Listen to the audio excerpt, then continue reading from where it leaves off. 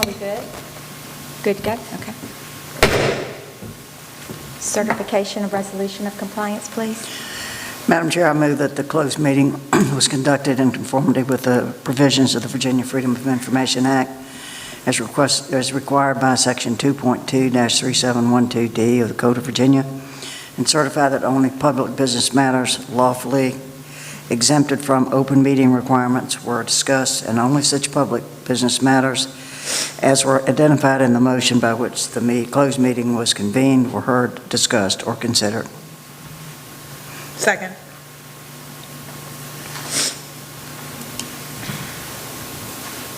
Mr. Wilson, can I get a verbal on the certification of closed session? Yes. Thank you. You're welcome.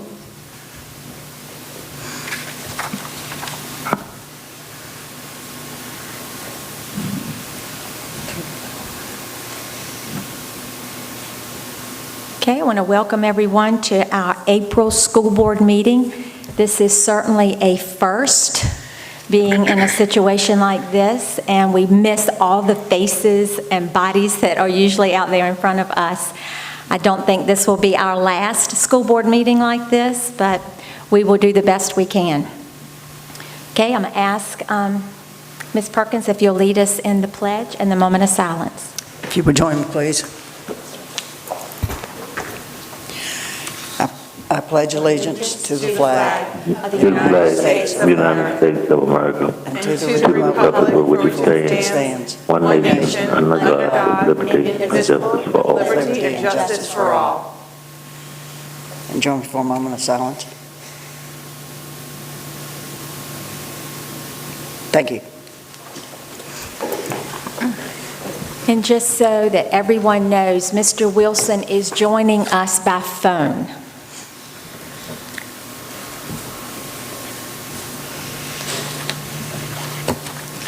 Okay, the first item of business is the resolution of suspension. So as you all know, both state and local governments have been very active in addressing the unprecedented challenges caused by the coronavirus. So many of our school board policies reflect state and federal laws and regulations, some of which have been waived. So these waivers are designed to last for a short period of time, basically during the crisis. So it would be impractical, if not impossible, for us to change the affected policies. So VSBA has drafted this resolution for our consideration. And if we adopt, the resolution suspends school board policies when the law or regulation on which the policy is based has been waived or amended during the current crisis. So if we want to adopt this, then we will need a motion.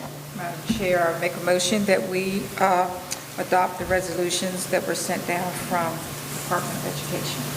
Second.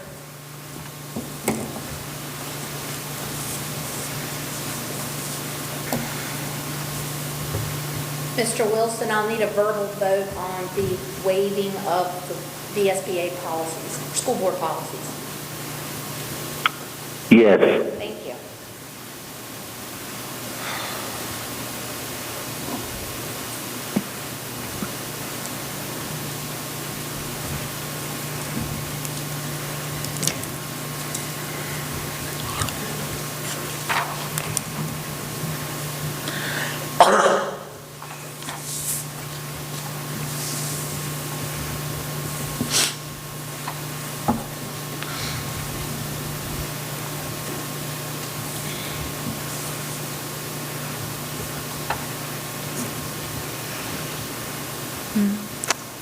Okay, next is policy BBDH suspension.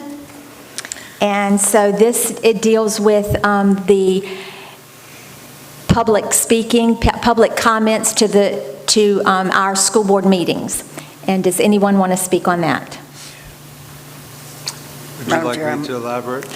I have the motion, but any discussion on this? So I would like to share the message that we sent out last week from the Isle of Wight County School Board would be during the April 9th and May 14th meetings in the cafeteria at Westside Elementary School. The meeting will be streamed live through the division's Facebook and YouTube page to allow for an audience while adhering to social distancing guidelines. The meeting will not have an opportunity for in-person public comment.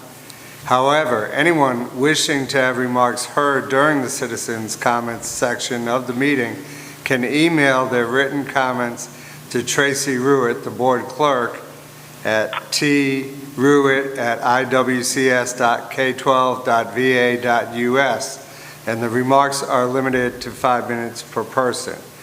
Those comments will be read at the school board meetings. Okay, is it any timeline? Did you mention a timeline as to when they should be received by? So we did not put a timeline since email, we were going to give it up till 6 p.m., although we did receive a package at the door prior to the meeting at 5 o'clock, but according to safety guidelines that we are practicing, all of my staff and all of our buildings have been told when they pick up mail or they receive packages to not touch that package for 24 hours. And so this package did not follow this guideline of the email, and I'm recommending to follow the guidelines that we're asking all employees to follow and not touch that package for 24 hours. Is that policy by the VSBA as well? Did you get word that that was the policy that they were following as well? So we ran it by VSBA, we ran it by our own attorney, and this was a recommended way to do public comment. Okay. Madam Chair, I would like to make a motion that we amend our policies, BBDH, and suspend, we'll suspend that policy for right now until we go back to normalcy. And this policy is really going to in place to protect all of us as well as our staff from this moment on and prior to the meeting. Thank you. I second it. Mr. Wilson, I'll need a verbal vote to suspend policy BBDH for public speaking during the COVID-19 matter. Did you make a motion on that? Yes, we had a first and a second. I just need a verbal. Okay, yes. Thank you. Welcome.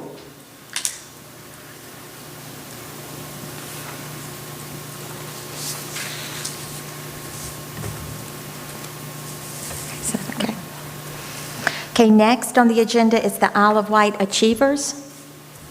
I know this will be different. Yes. Hey, Lynn, down there. Hi. We are recognizing some achievers tonight, but not in person. However, we do still want to recognize them. We know that the meeting is being streamed live, and hopefully they will be watching. Our Seniors of the Month, normally we do Seniors of the Month through May. Because of the school closure for the remainder of the academic year, we're actually recognizing 2 Seniors of the Month tonight from each high school. So that way we'll still have the same number of 16 Seniors of the Month at the end of the year. While we are unable to hold our Senior of the Month banquet, where the seniors honor an educator who's made an impact on their life, we will have our students record their speeches at home and share their videos on our social media pages and website. The educators will still receive their beautiful plaque, and the students will still receive a $500 scholarship to be used for college. And I have to say, several businesses, in light of what they're facing right now, still came back and said they did want to support those scholarships, and they're providing that funding. And I think that's a testament to the partnerships that we've developed with those businesses. So our Seniors of the Month, first from Windsor High School, we have Kaylee Brisson and Sawani Allen. While Kaylee was in dual enrollment English, a highly demanding and fast-paced class, she never complained about the workload and took every opportunity to revise and redo assignments. She kept a pleasant, positive attitude in what could be a stressful environment. She is always helpful and willing to do anything asked of her. She's a member of the Beta Club, and she helped to coach the Tri-Rivers team, giving up her win time to work with the students who play in the league. Quote, Kaylee's positive attitude and smiling face was always something I looked forward to at the end of a long day. And that's from Cassandra Presson, dual enrollment English teacher. Kaylee is going to college to become a nurse practitioner. And our other Windsor High Senior of the Month is Sawani Allen.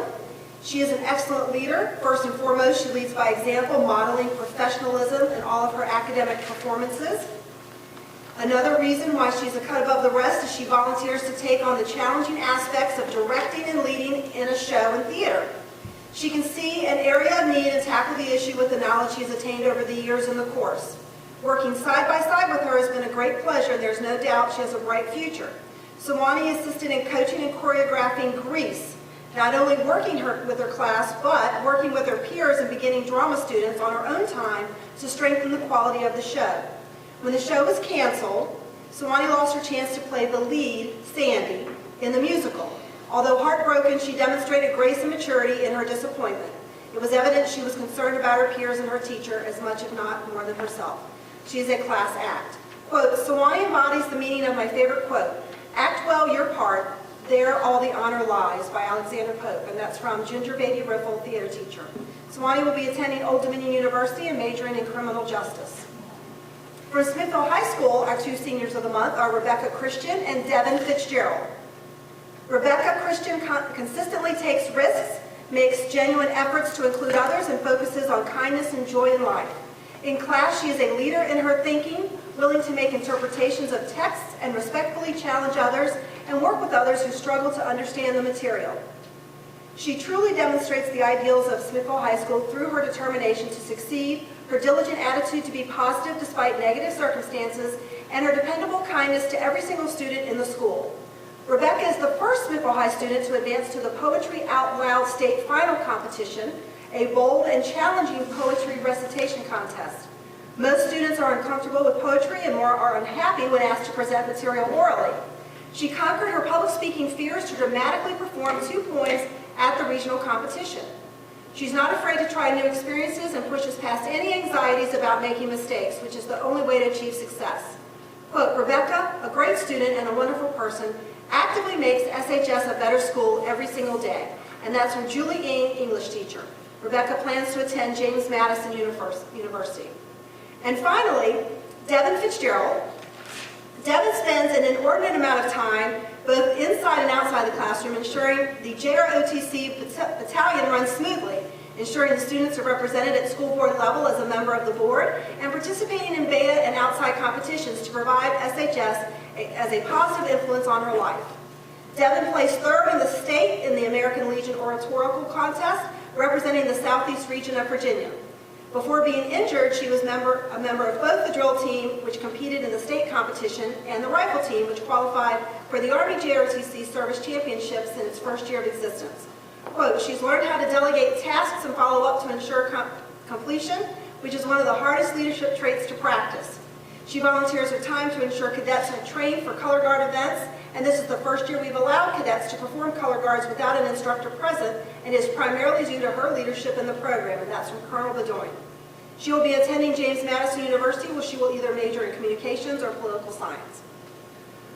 We have one final recognition tonight, and that's for our ABCD program. Each quarter we recognize one of our support staff members who's gone above and beyond the call of duty. Anyone throughout the division is invited to submit a nomination. A panel reviews the nominees and selects the quarterly winners. And our 2019-2020 third quarter ABCD award winner is Casey Pulley. She's our Medicaid and Title I technician at the central office. The nomination for Casey stated the following. Mrs. Pulley exemplifies the best we aspire to be as an IWCS employee. Her work behind the scenes ensures that our students who experience the greatest needs have the tools required to be successful, whether it is ensuring teachers are efficiently scheduled to attend training or processing requisitions for instructional materials. She strives to support the work of our division. In her role as the Medicaid technician, she has streamlined our billing process and increased revenues. She is seen as a local expert for her many years in billing, often referred to when others across the Commonwealth have a question. As the Title I technician, she has helped to procure over $200,000 worth of resources for Carsville, Hardy, and Windsor Elementary schools since July. She is diligent in organizing and shipping parental involvement materials to our schools in a timely manner. always willing to go above and beyond. She is known for her smile being heard over the phone. We thank Casey for her dedication to our students and our schools. As part of her award, she will receive a $50 Visa gift card. Thanks to the generous support of the Women's Club of Smithville, she will also receive a personalized plaque created in the Smithville High School makerspace once we are available to do that. And we congratulate all of them, and if they're watching tonight, congratulations.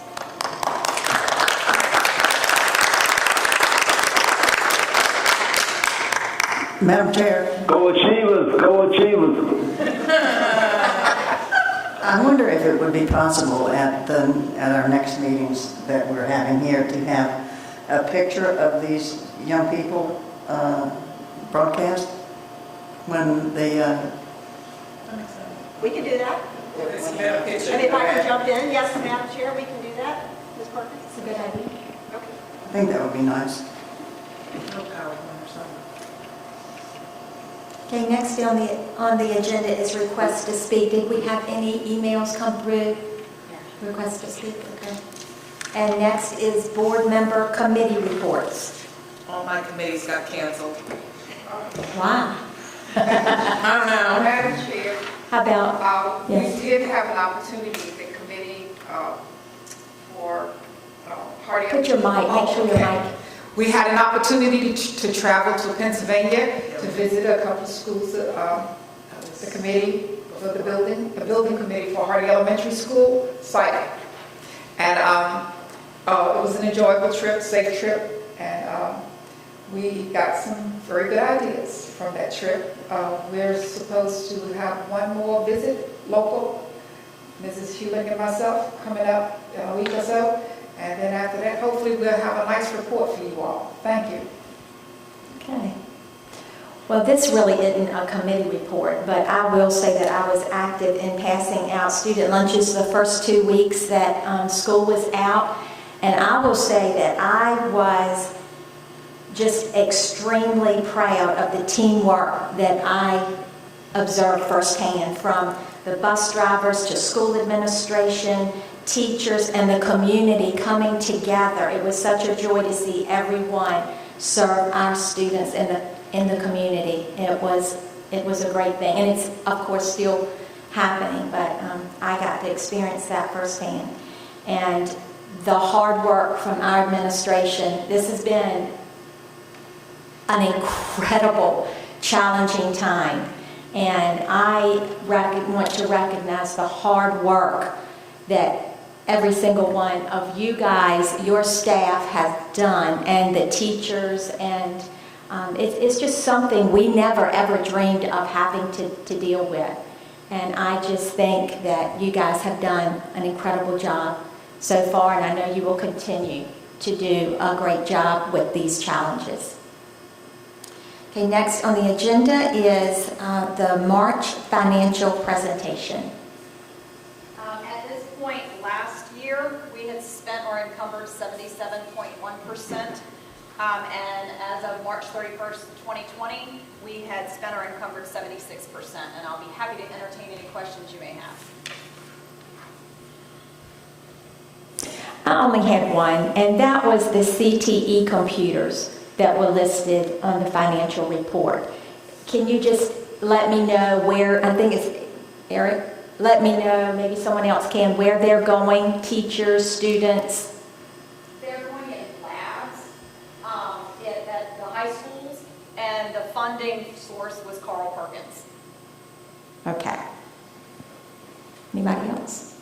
Mr. Wilson, did you have any questions about the finance section of the agenda? No, I did not. Okay, thank you. You're welcome. Okay, next is support services. We will begin with transportation update. So, Madam Chair, the update is in your packet. I'm going to highlight some of the meal distribution later during the COVID-19 section, but I did want to point out, due to the restrictions of COVID-19, we are not able to hire right now and do the training, which ultimately could hurt us as we go around to the fall. We always have a shortage of bus drivers. And also the end of the year celebration that we normally have with drivers has been canceled. but I know Mr. Livingston is looking into the possibility of getting shirts or jackets for all of the drivers.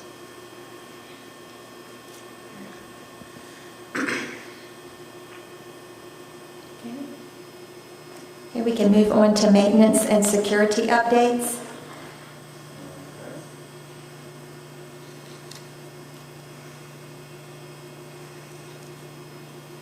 So in your packet, under maintenance tonight, is the SSC update. This was given by Kenny, who's in charge of SSC, and just a breakdown of the different things that have been going on since the shutdown.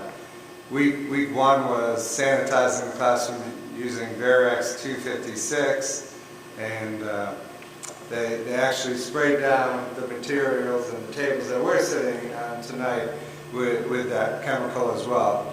And so you see in the back the variety of things that they've been doing since we've been shut down. And our grounds continue to look good. They're continuing to mow. If they're not working because of rain or whatever, they're inside helping. And so it's become a big team effort, and the teachers have packed up their rooms, and we're starting summer cleaning now, because we don't know what the future holds. We don't know what summer school may look like or how many buildings we may have to use. So we are trying to get ahead of the curve and be ready for whatever's next. Anybody have any questions? Okay. The Smithville High School Media Center. Well, I'm busy tonight. Yes. So the Smithville High School Media Center was bid out. I'm trying to find the link.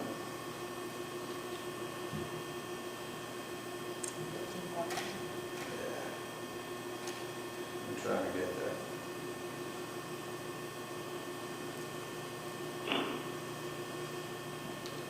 Okay.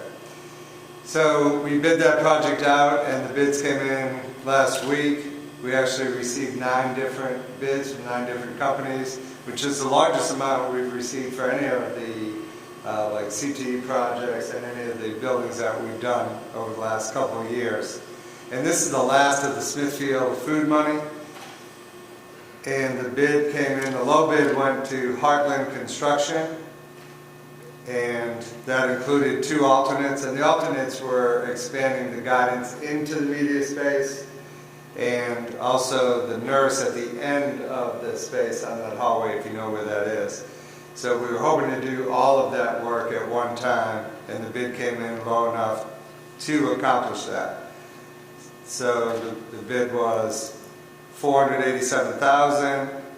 The alternate was $60,000, and alternate number 2 was $16,500. So it's our recommendation for you to approve us to move forward with this project at this time and award it to Heartland Construction. Okay, so this is an action item. Do I have a motion? I make a motion to approve as presented. Second.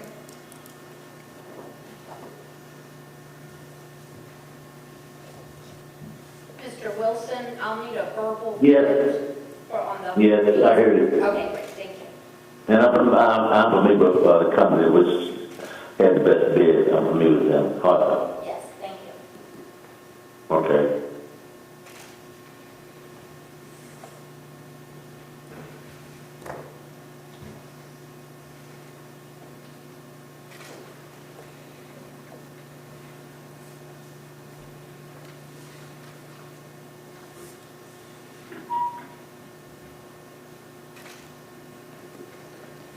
Okay. Ready to move on to 15.4 Chromebooks, middle school. It does me. That's you, So this initiative is to begin moving into a one-to-one environment at the middle school for Chromebooks, which is expansion upon our current iPad program, which will also allow those iPads to shift down to elementary school to replace some much older devices. This is intended for one grade only at this time. Correct. So with the shutdown, it was pretty evident that we can move on with continuity of learning at the high school relatively easy with the laptops, except for the fact that we do have areas with that internet is an issue. It definitely demonstrated a big problem for us at the elementary and middle school. So we do have one-to-one iPads at the middle school, and those are being delivered this evening, picked up this evening, and tomorrow morning. But they're still not the best device for one-to-one. So we want to do 500 right now. We hope to use stimulus money. If we do not use stimulus money, we do have money in this year's budget for this, and we may come back in June and look at doing a lease for the remainder so that we could start next year with one-to-one Chromebook at middle school and then move all of the iPads to the elementary. That's our hope. At this time, we really can't commit to more than the 500. Is there a grade level that is it? We would probably, I'm assuming we would probably start at 8th grade. Okay. I read that the Virginia schools will now be able to keep millions in federal education money. And so were we thinking we were going to have to give some money back, but now we can keep it? Because it also said that they would even let us, said the waivers will also allow divisions and the Virginia Department of Education to shift federal resources to supporting the technology and professional development of teachers with the distance learning. Yeah, so some of that is the stimulus money they're talking about for training teachers and for like Chromebooks. There's other systems that are doing similar things. And I think the other money they're talking about is our title funds that normally have to be spent by September 30th. And they're going to let us carry those for an additional year. And so that we can put a plan together to spend those monies wisely, not just spend them down. And so those monies can be used for training as well. And is there anything else, Susan, that you could add to that? They are allowed some flexibility with additional technology. Okay. Okay. So that's an action item. So this is an action item, so do I have a motion for us to move forth with the Chromebooks for the middle school? I make a motion to approve as presented. Second.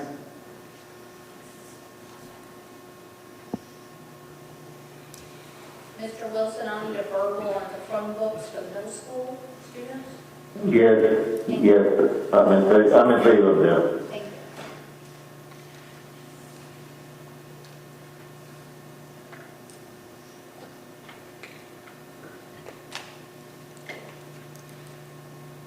Okay, we're moving on to report from the superintendent.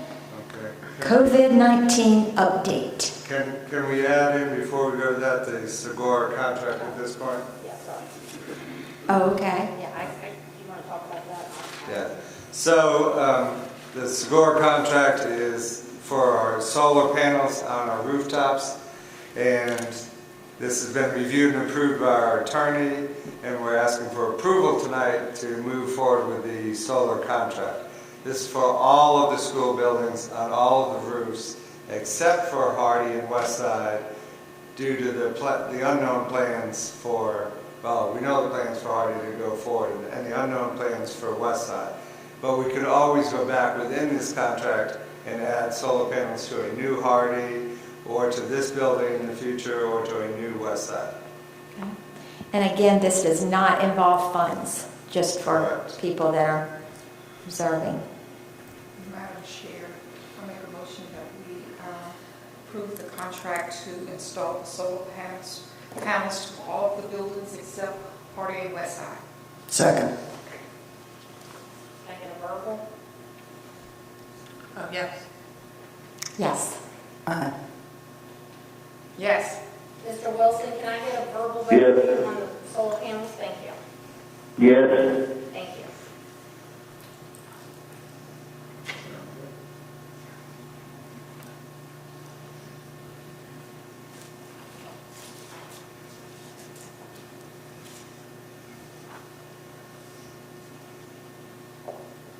All right. Okay. We are ready for the COVID-19 update. Okay, I just wanted to give you a brief update in several different aspects of what's been going on since the shutdown. And I shared this with some of you earlier, and some of my colleagues were saying the same things. If we were asked today that 6 months from today, would you do all online learning at home and all at-home learning? Could you do that? My answer would be no, absolutely no. For the training and for the lack of Chromebooks, the lack of internet. So all schools have been basically asked to do this because of the COVID-19 within a matter of weeks. So Jackie, I appreciate your comments earlier, and I too wanted to thank my staff. I know my staff has been working 12-hour, 16-hour days, going through all the documents that come out of the federal government, that come out of the state, having to craft our documents that then work with teachers. We're going to talk about the challenges with packets and online learning, but the reason we didn't start until April 20th with new learning is we needed to get our heads wrapped around what this would look like and what could our teachers do at home, and how could we produce packets, and how can we be successful, or at least as successful as we can be with our students. So with that said, I wanted to highlight some things, and some things that probably the general public wouldn't even be aware. One of the first things we had to do was to develop a childcare plan, just in case we had to open some of our schools as childcare for healthcare workers, for first responders, essential personnel. So the staff worked on that, and they developed a plan with the local providers and showed open slots. And then we have a plan if we do have to open any of our facilities for childcare. And so that happened very quickly, and the team did a great job with that, following the guidelines from the state. We responded right away about graduation and prom. Just a horrible thing for our seniors, anywhere. And what we've stated is we don't know how long this is going to last. We're shut down until June 10th. Hopefully we come back to normal after that, and we have said we will, through the dues that students have already paid and any other funds it costs to have a prom and graduation, we have put aside money to make sure that happens for our seniors. If it gets prolonged and we can't, we'll look at some virtual graduations or something, but we're really hoping to hold a physical graduation, and we're still keeping high hopes for that for our seniors. Next, the food distribution. So a lot of information is on the website about that, and the three main hubs are Smithville High School, Georgie Tyler, and Carsville Elementary. We also have, I think is it 21 other stops? Something like that. We have 32 stops. 32 stops. And then in 3 schools. Because we've expanded it from the initial, so we're really trying to make an effort to feed our students. And what they do is they pick up their lunch and their breakfast for the next morning. And they have allowed now, USDA has allowed for parents or adults to come pick up the meals without the child being present. So that has helped to get food to our children. We do want to thank Elevate Church in the southern end. They helped at all of the different stops for the first 2 to 3 weeks and made a big difference as we were trying to get our staff ready to cover those sites. And also on the northern end, Christian outreach has been invaluable. Something that you're voting on later is hazard pay or hero pay. I like to call it as hero pay. So we're paying our drivers and our cafeteria workers like every other employee. They're still getting paid. But for our drivers who are out driving these routes and delivering food, and for our cafeteria workers who are packing food for 3 to 4 hours every single day, we are paying them their regular hours. And then what we are requesting tonight when it comes to the personnel section is that we pay them for any hours worked their regular rate of pay on top of that. So basically for any hours that they work, coming in and putting themselves in harm's way to serve our children food, we're basically paying them again. The iPad distribution, Mike, would you like to talk a little bit about that? Sure. So we have iPads being distributed starting this evening through tomorrow morning at Smithville Middle School. At Smithville Middle School, that also includes our 6th grade from West Side Elementary. So all 6th through 8th graders. And the same distribution is taking place at Georgia Tyler Middle School this evening and into tomorrow morning. We are asking and have communicated from the division level, and the principals have sent out communications, that families come to receive an iPad if they are in need of a device in their household. But to please know that we have many in need, so that was the parameters that we set for coming to get the device. And then that device will be part of a blended approach to continuity of learning for our middle school students, which would include some paper type delivery of learning, but also now there are some online options that are robust and can really help our children from home. Okay. Next, I know we talked about internet and the lack of internet for some homes. So Eric and I talked, I think it was the first week, and he immediately went out and got quotes and was able to get internet in all of our schools' parking lots.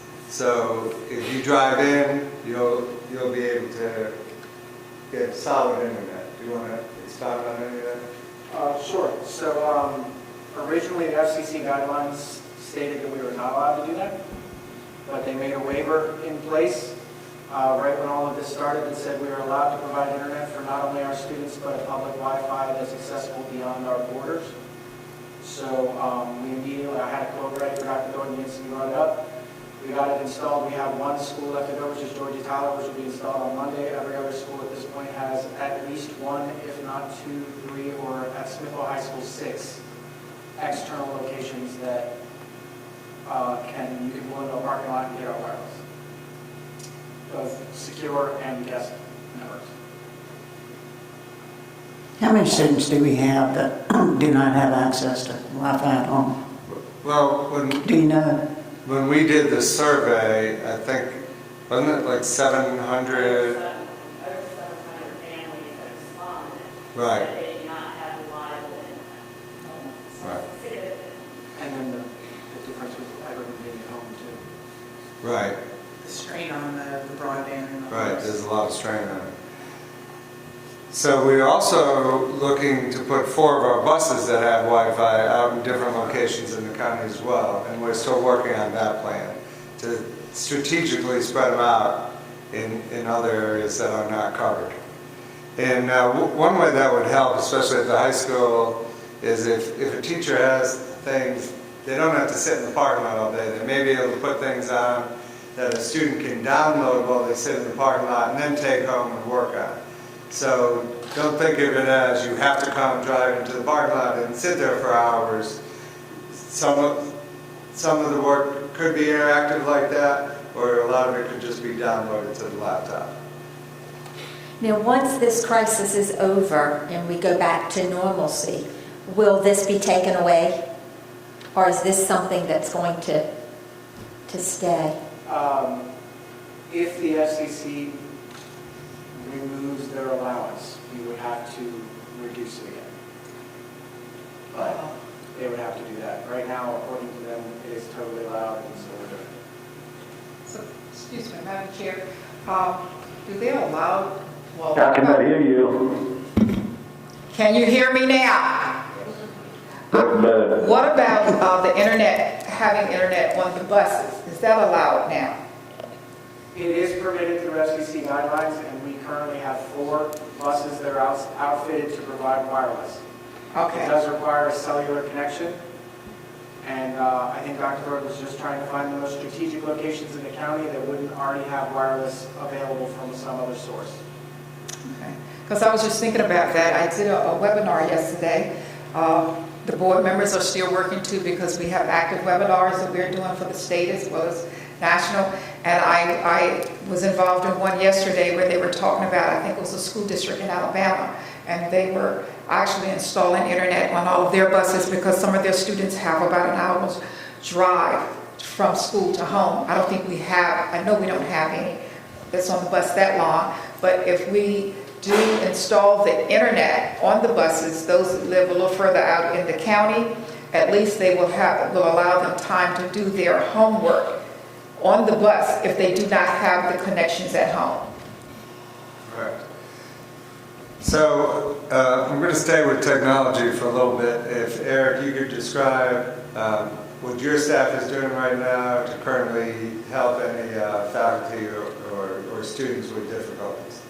Yes, sir. So beginning on the first day after the change in work style, technology immediately opened a help desk number to the public for any of our students, staff, parents that are having issues with our devices. I can't necessarily help your personal machine. But we gave that number out on the first day. We've averaged about 14 to 17 calls per day from various sources, mostly staff, but there's definitely been some students. We also went on a cleaning spree. So Lysol wipes, my friend, we wiped down every iPad before it went out. On this section right here, that was our first job, and we're rolling through the elementary schools and high schools right after that. We also have one person on staff daily that's at Smithville High School, live manning that help desk, as well as one that is in buildings every day cleaning. I don't understand. What are they cleaning? Every single device we are sanitizing. That's there in the building? Yes, ma'am. So first we wanted to make sure to get the iPads done before they went out. Okay. And now we're moving into elementary level Okay. to clean those. So how did the parents, the students become, how was it communicated that this help desk was available? Email to the families? I believe Lynn put it in several Blackboard messages to families. Is that correct, Lynn? Yes. So this is basically high schoolers that have laptops? And it will be the middle school iPad as well. Okay. So do they use that, what did you call it, the Blackboard? What did you call it? Blackboard? Yeah, is that how they were communicated about I this? think so, yeah. So does middle school have that? Do they use that too? And yet the middle schools have been kind of taking over the ownership of the distribution. So I did not send anything out about the specific details. We'll have to check and follow up on They're that. using Blackboard Connect is our information system that we communicate with families. And so the principals have used Blackboard to communicate the plans to the families, yes. Okay, so it's communicated to principals and principals can, Yes. okay, thank you. Which areas of the county are the ones that are where the kids are most in need of computer access that don't have it? You're talking about broadband, cellular, or both? All the above? It's a very broad question, but Lynn is compiling a full list of areas that provide free internet access, either through governmental locations, our schools, libraries, public, such as, was it Community Electric, Lynn? Yes. But I do know of some areas, like down in Carsville, there's a couple of sections that you don't have any option. Over by Moonlight Road, for example, is another area that like cellular is iffy and charter just doesn't exist, even as an option. So it's kind of spread in different areas of the county. And How many kids do we have in that area particularly? Do you know? I'm sorry, Can I answer this question? So like, for example, at Windsor High School, there's approximately 100 students who do not have reliable internet access. So for those students, they will have the option of coming onto a school in the parking lot to access. If that's not even a possibility, then Ms. Sullivan and her team, they are doing paper to those families so those kids can complete the assignments. It has been a huge challenge for us to figure out how to reach families. I'll give you another example. At Hardy, the teachers have polled their classes, the families, and you're talking maybe 50%, but oftentimes less, that have internet access reliably or a device. At Carrollton, it might be 2 or 3 kids who don't have reliable internet. So it really does vary from school to school, which has made our job even more challenging. But that is why in all of our continuity of learning plans, we have redundancy built into how learning is delivered for just these types of factors. I don't know how you guys do it, really. I mean, that's a heck of a job, and you all are doing a great job trying to solve the problem.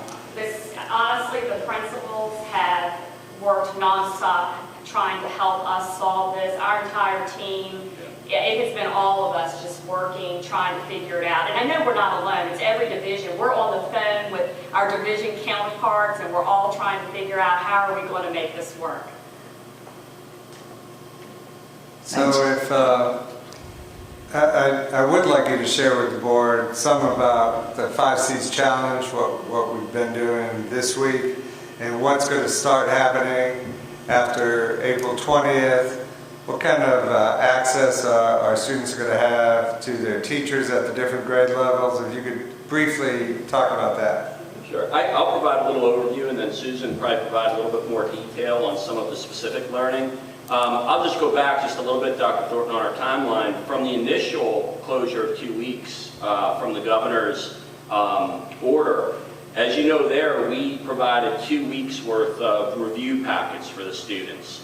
And the teachers, all staff got together to make sure that we were able, our coordinators really all pulled together to deliver those review packets. From there, that took us through March 27th. So from March 30th through just coming up here April 10th, we've been engaged in sort of this bridge between those original review packets and when new learning will begin on April 20th. Because as you know, then the governor made the order that we would be closed through the end of the school year. So to bridge that gap, what we did was our team put together the 5 Cs challenge. We wanted to go beyond just review packets, and so the 5 Cs challenges are designed by grade level, and those 5 C challenges are tied directly to content standards of learning for each of the grade levels. Communities really jumped on board with those. They've been posting some of the different challenges that their children have been involved in, so that has been the bridge between the initial review packets and when we get to April 20th. I will also say that during this time that children and students have been doing the 5 Cs challenges, our teachers have been working virtually but collaboratively to identify the essential learning that must occur between April 20th and the end of the year for their grade levels and courses. And really mapping that out so that that continuity of learning can continue once we begin the new learning April 20th. We've also developed very clear expectations for teachers around planning, collaboration with their peers, as they're doing now for the identifying the essential learning, for the delivery of instruction, and for how feedback and, if it's appropriate, like at high school level, how grading would occur. So with that said, we have some very specific guidelines, K-5, 6-8, and then high school. And I'll let Susan sort of provide some detail around some of those pieces. Sure. So for K-8, like Mike said, it is really a blended approach. So we're still doing packets. In fact, all this week, the administrators and teachers have been copying the packets, which you can imagine. Copying packets for reading, math, social studies, science is a really big chore, and that's what they've been doing. So we will be putting those out for April 20th for pickup. Some families, of course, are going to pick up those packets, and that's all they're going to be able to do is packet information. We also have a lot of online resources that are going to be made available to families at the beginning of that April 20th week. Things that we already are currently using and some additional resources that we are recommending. So that families that do have internet and would like to use those, they are a great option and a great resource for our students. So that, like I said, it's going to be a blended approach. But we realize not everybody has internet, okay? Also for K-5, those who are involved in American Reading Company and reading and levels, they are still going to be conferencing. It's going to be a reduction in conferences, so they won't conference as often, but we're looking at every 10 days that a teacher will have a virtual conference with a child either through Zoom or even on the phone. So if a parent doesn't have internet, that's okay. We can call you on the phone and actually do a reading conference on the phone with a child. So we are asking that teachers do that once every 10 days. They can log it into school pace, kind of like we were already in school. And that'll start, like I said, the week of the 20th. So as soon as we start back on the 20th, within those 2 weeks, all of our children should have conferences at that point. 6 through 8, they are doing things like some of them are uploading videos. It just really depends. And if you are able to have internet access, then you'll be able to view those. If you don't, again, you can just survive on the packets. If that's all you have, you're going to be fine. Okay. And Susan, I'll just jump in there. With the packets, the intent there is not that you would receive a packet April 20th that takes you through to the end of the year. We're talking about a couple of weeks of new learning at a time, and so that adjustments can be made, feedback can be given, and then more new learning is distributed. Yes, thank you, Mike. It's 2 weeks at a time we have asked the teachers to provide.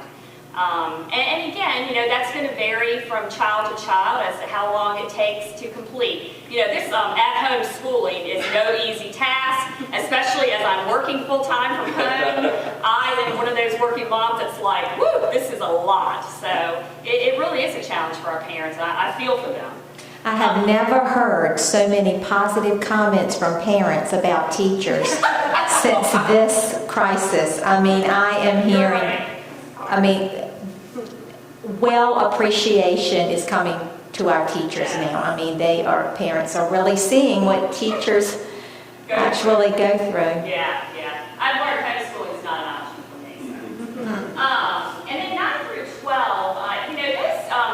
those students really, I think, and teachers are a little more at an advantage because a lot of them have already been used to Google Classroom.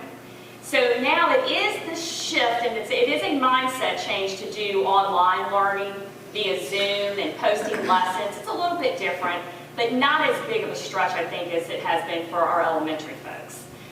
So the schools are working with, for example, developing slots of time. So if you are an English teacher, here's your slot of time. Because what we found very quickly, and we didn't anticipate this, but people were doing Zoom conferences all at the same time. So as a kid, you had multiple Zoom sessions, but you couldn't split yourself up and do all of those. So the high schools have structured times now, so we'll be putting those out. So it'll be nice and organized, I think.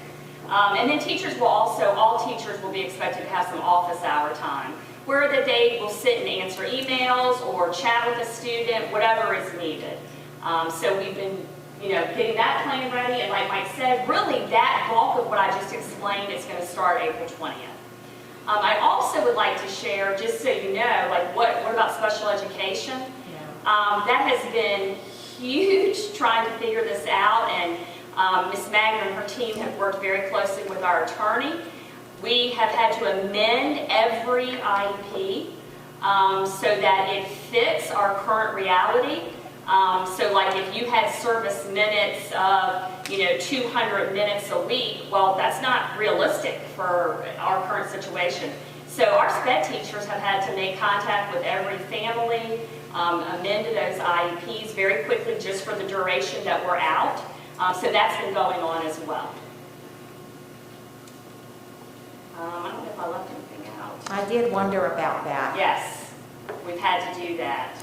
And they're doing everything they can to make sure their, specially designed instruction is taking place from home. So like if it's a speech teacher, they're trying to do it virtually. The SPED teachers are trying to virtually doing Zoom sessions to offer that specialized instruction.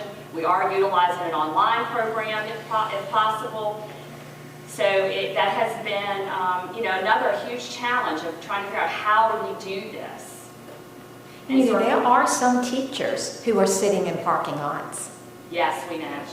We did a survey and we have, it's quite a significant number of staff members who don't have reliable internet at their homes. And so they're having to come to the parking lots in order to do the things that I just described. Yes. That's right. Thank you for pointing that out, I guess. Is it possible that we can get them the hotspots? Well, I think they have the I used to have the Wi-Fi with the Verizon, and I mean, that's not reliable, especially when you're doing all this kind of stuff. It's where they live. It's where they live, and you don't have charter. Now I have what they call Viasat, and that is amazing. I feel like I have died and gone to internet heaven, because that's very reliable. Is it possible to let some of those teachers in maybe a designated school where they could be in a classroom and work so they're not sitting in their car? I mean, I know we have rules about who can be where and how many people, but if we know can we give them a workspace so that they're not sitting in a car? I mean, is that possible? And even if it's one school, different rooms far apart, just for those teachers who don't have the access to that, to make sure that they're comfortable while they're teaching. I mean, no teacher wants to teach in their car, but they will if they have to, because we have good dedicated teachers. But can we do something to make them more comfortable? Because if anyone has internet at home, they're going to stay home and they're going to use their internet at home. But if they don't and they're sitting, I don't want to see teachers sitting in cars. Principals are already working with staff, and allowing them at certain times so that they don't have any, large number. But like Windsor High School, for example, I know they're already doing that with some of their teachers. Because you're right, they don't have reliable internet at home. And high school teachers in particular really need to be able to access the internet. But for the younger grades or for any other teachers, do we have options for them as available as, even if we pick one school and they're in that one school, they're not necessarily in theirs? Yeah, we've asked the principals to work with their staff to do it. And we can get with SSC and maybe clean up several different rooms and designate them for those purposes. Well, is it possible to use this space when it's not being used for meetings? Since it's already set up, I mean, and it's right across from Well, it's just hard, if you're on a Zoom conference and then she's on a different Zoom, you're going to overhear hers. All right, okay. That would be my only thought with that, but I like where your head's at. I see what you're saying. But we can do some different classrooms in each building and work with SSC. That's what we did here. They cleaned up this space as like summer clean and have it ready for us to have these meetings. Okay. So we'll work with them. And just the last two things, I know this has been a long area, but a lot has happened. I just want to talk HR. I know Cheryl's been in just about every day, and her staff. We still have to hire teachers for the teachers who are retiring, and that has to happen through Zoom. And so all of our normal processes still have to happen. We're going to open again, and we need people in those classrooms with our children. So that is a challenge as well. And the last thing is finance. And I know everyone wants to make sure that Rachel and her team is working so they can get paid. So her team has been in. She rotates them in different days. And so that's happened. I know Rachel's been in quite a bit. And the budget, the governor will be announcing a new budget Saturday. And I will tell you the budget that the General Assembly had passed before this all happened was probably one of the best budgets I've ever seen in my entire career. That is no more. And so there's already talk about possibly the teacher raise going out, but I don't want to speculate too much. The governor is going to release his new budget on Saturday. We will not get the calculation tool for our school probably till Thursday or Friday of next week, but we'll basically have to start over and reassess. And my team will put a new budget together to present to the school board as you talk with the Board of Supervisors as well. I've been talking to Randy Keaton through this whole time period as well, and I know he made a recommendation to the Board of Supervisors to level fund us for next year. And he did talk about contingency funds that he's putting aside for the county. I don't know what that is yet for the schools, but we are looking to have some meetings with school board and Board of Supervisors to discuss those type of matters. And it probably really, until we get the information from the state, that's probably when we need to schedule something, after we have that and have some real good conversations moving forward. So the deadline dates will change as well, you think? They probably will. Everything's being waived and moved, so yeah. So I don't even know if they'll come up with a new budget, and then depending how long this happens, they could reconvene in the summer and do an amendment to that budget. So hopefully a positive amendment. I just feel like they're going to be very conservative, and they might do the same as like our local government did, which was very wise. Like, put some revenue aside and let's see what's going to happen.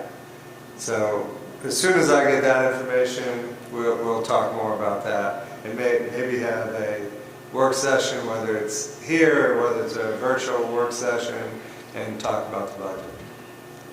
And so that is my COVID-19 update for this evening.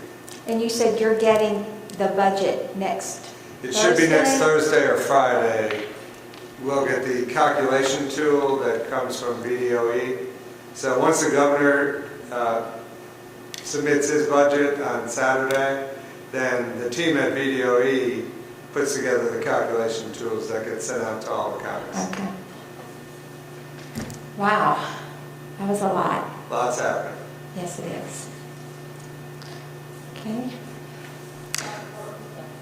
you want to mention the change that we made with our health insurance plan? Oh, yes. Do you want to do that? Lynn remembered.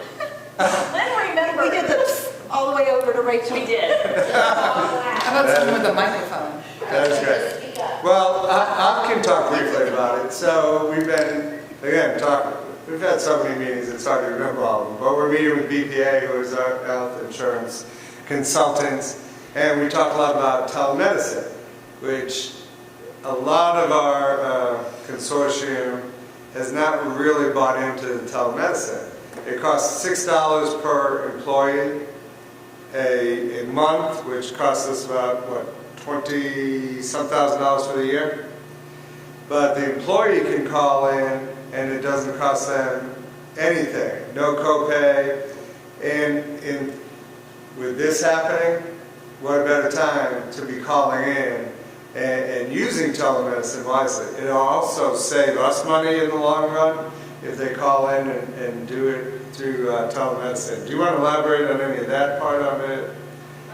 If you think about it, it might cost $50 for that call, whereas when you go into an office, your office visit alone might be closer to $100 or $120 for just a regular office visit. And so even though there's no cost at all to the employee, to us, rather than a $120 cost, we now have a $50 cost.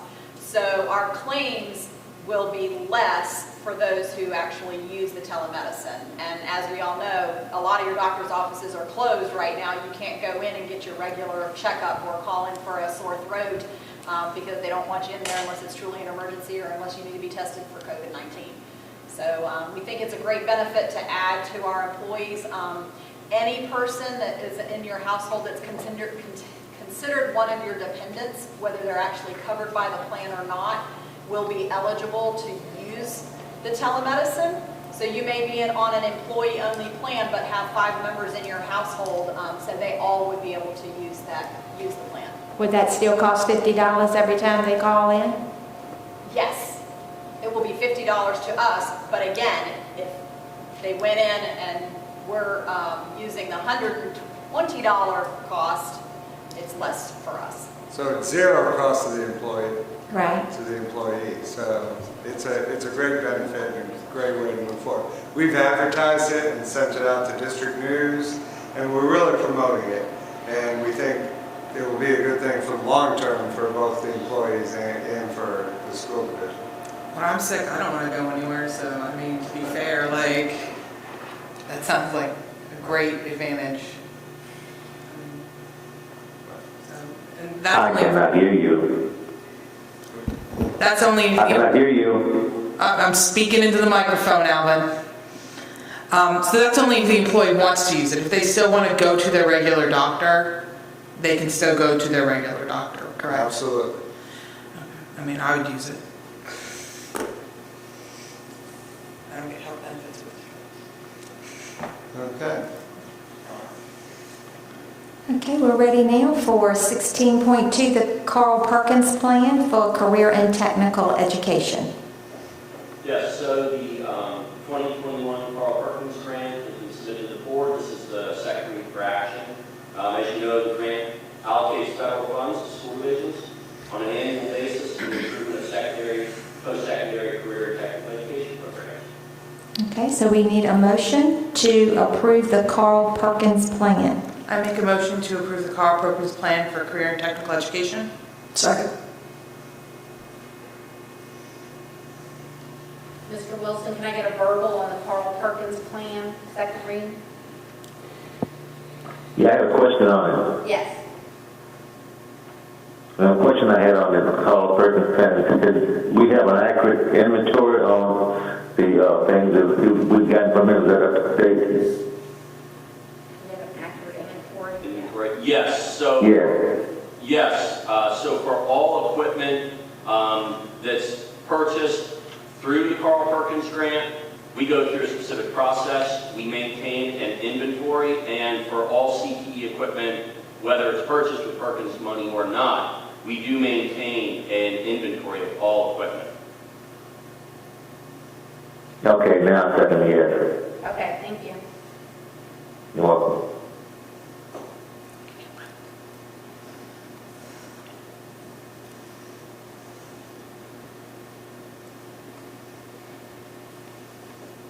Okay, we're ready for the 2020-2021 Special Education Annual Plan. This is the second read, so this is an action item. Yes, it is.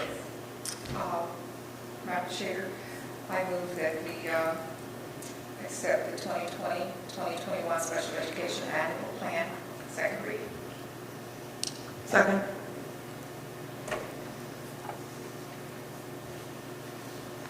Mr. Wilson, we're looking for a verbal vote Yes. on the special ed plan? Yes. Thank you. Yes. Aye.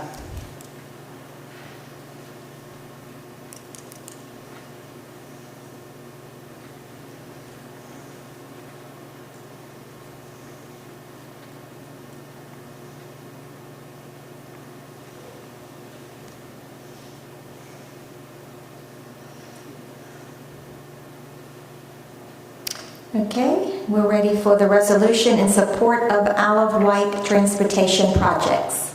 Okay, this is Lynn. Yes, Isle of Wight County has put in, is going to be applying for grants to do some transportation projects.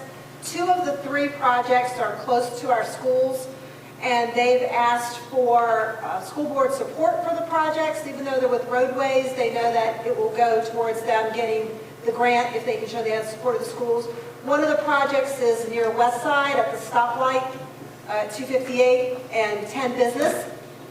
And they're going to add a middle lane, a second lane that will eventually kind of taper off right past the commuter lot coming towards West Side. The other project is near Smithville High School. It is on, is going to be a longer left turn lane as you're coming from Ben's Church, turning left onto Turner Drive. So there'll be a longer turn lane right there at the Sherwin-Williams to turn left onto Turner Drive to Smithville High. So we've put it on the agenda tonight as information. It will come back in May where we hope you will vote to approve the resolution, and then we can get it to the county before they have to send the information in June. Okay. Any questions on that? Okay, we're ready for a motion on the April personnel report. Madam Chair, I make a motion. Can't hear me? You. A motion to Okay. approve. Madam Chair, I would like to make a motion that we approve the April, which one is it? Personnel. Second motion. Personnel report as given. All right. Second. Mr. Wilson, second, I got it. All right, Mr. Wilson, you second, all right.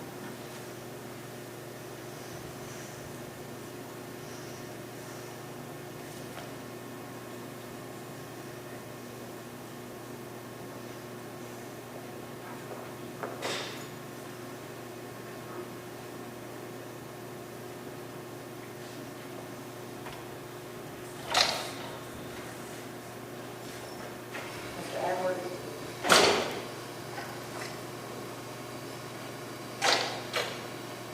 All right. Okay, now we are, Madam Chair, y'all are in violation of the 10-person rule.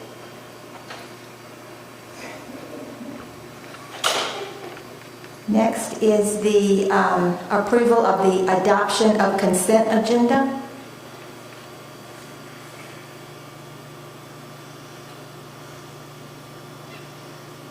Madam Chair, I make a motion that we, Time. I'm sorry. Madam Chair, I would like to make a motion that we approve the adoption of the consent agenda as given. Thank you.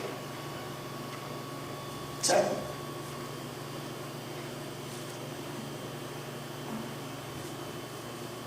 Mr. Wilson, can I get a verbal on the consent agenda? Yes, that's the one that we talked about earlier. It's the consent agenda At the with beginning of it. the meeting minutes and the financials, yes. Okay, yes. Thank you.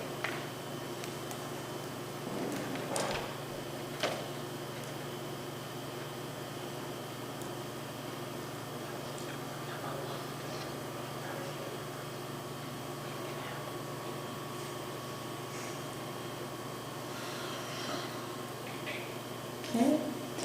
We're ready for the policy updates and revisions, and for the second read. Was that- Are there any questions? Yes. Was there any questions on the second read of policies that are on our agenda? No, I didn't have any. Okay. I make a motion, we approve the policies for second read. Second.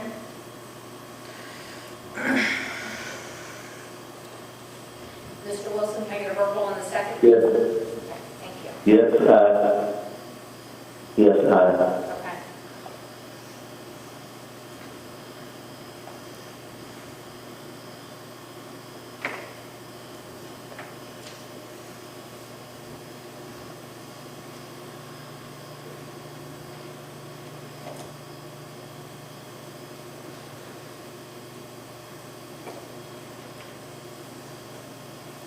Okay. Now, policies for first read. Madam Chair, I move that we approve policies for first read. Be approved. These are first reading. All right, these are first read, so just, are there any questions, any discussion on these?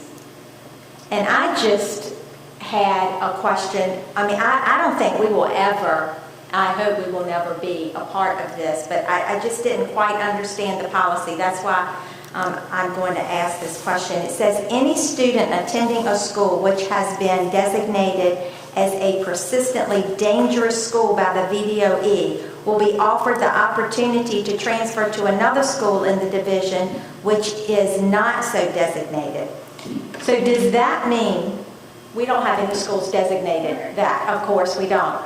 But my question is, let's just say we did. So when it says any student attending a school, does that mean any student at a particular high school could request to go to another high school in our division? Yes. Okay, so, If it's identified as persistently dangerous. and I'm just asking for clarification because this is, for all Virginia schools.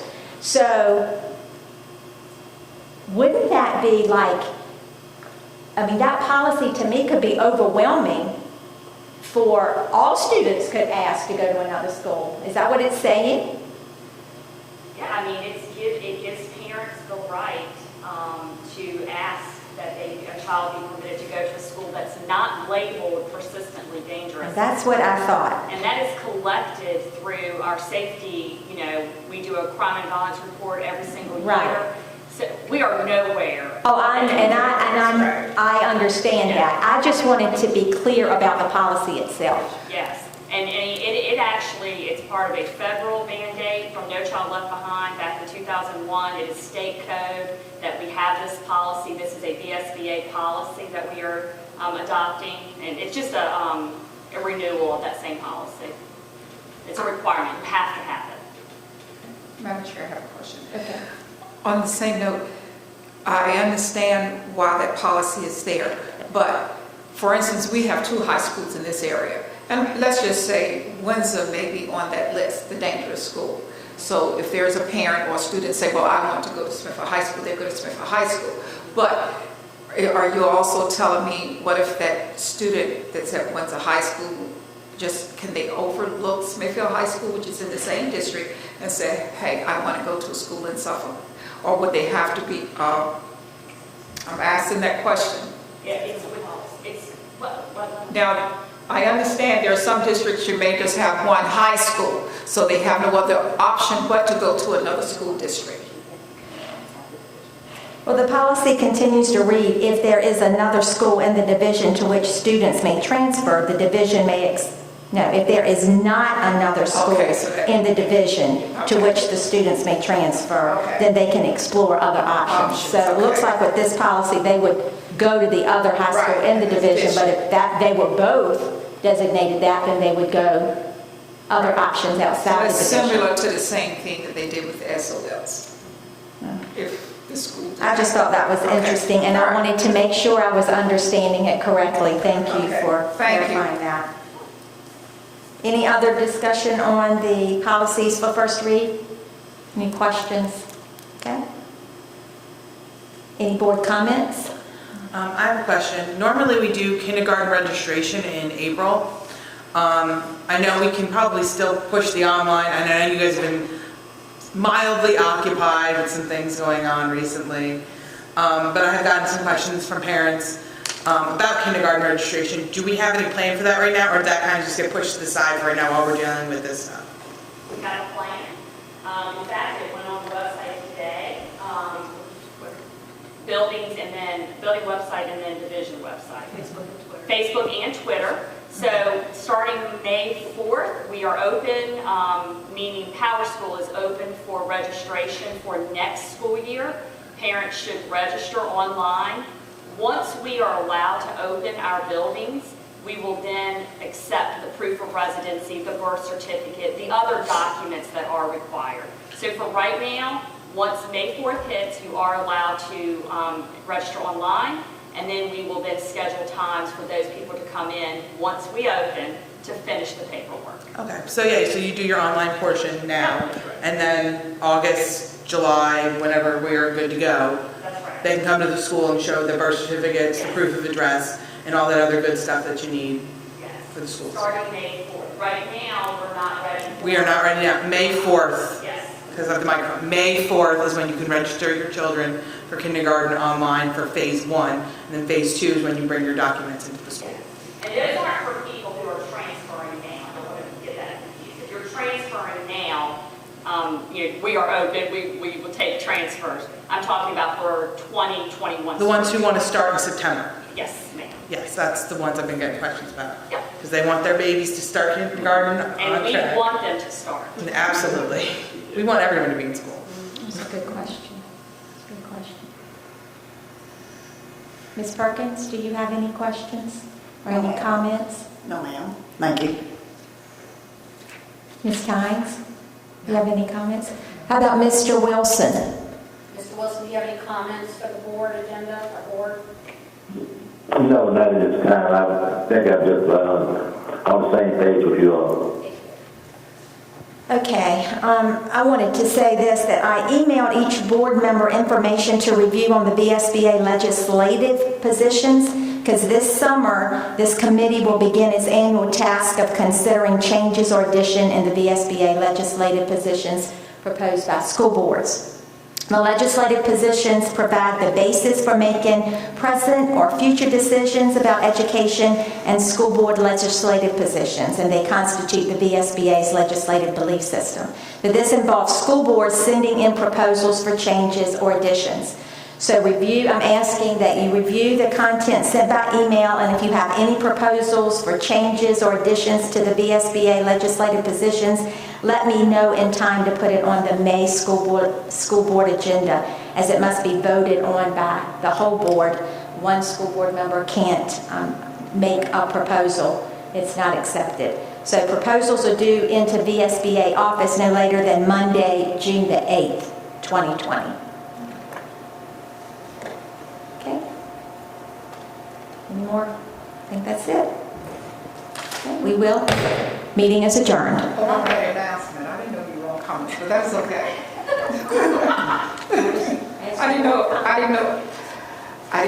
Well, I knew you were doing your comments, but I didn't hear you say comments from others. I'm sorry. I did have something I wanted to say, but